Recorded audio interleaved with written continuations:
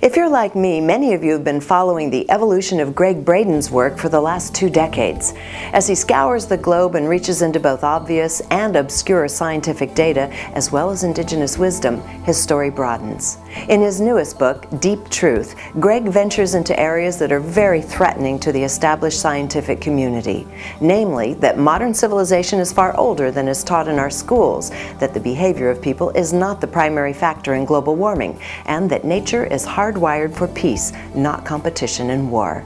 Once again, Gregg enthusiastically shares his vision of where humanity is headed in this, our latest conversation.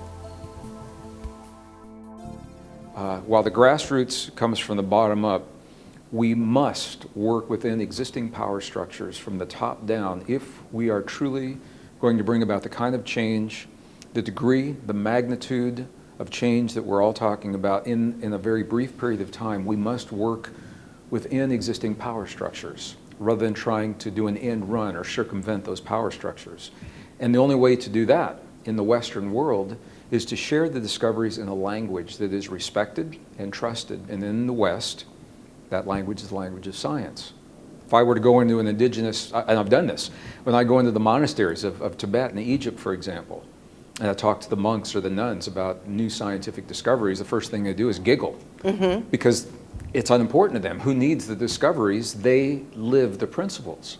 But in the Western world, because our choices are impacting the whole world, very, very few places on the world that the choices that we're making now of how we deal, adapt to climate change or confront climate change, how we deal with new diseases, how we deal with the inability to grow the food to support global populations, disappearing of fresh water, the disparity between wealth and poverty, the growing disparity between illiteracy and education.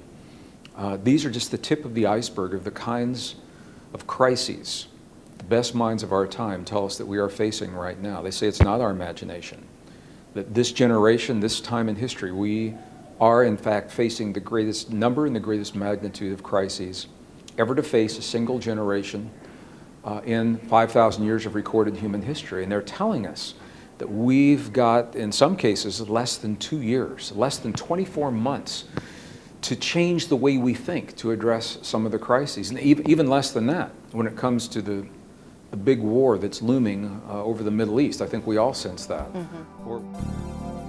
For all of you Gregg Braden fans, you will not want to miss this conversation. For the full interview, go to cmn.tv.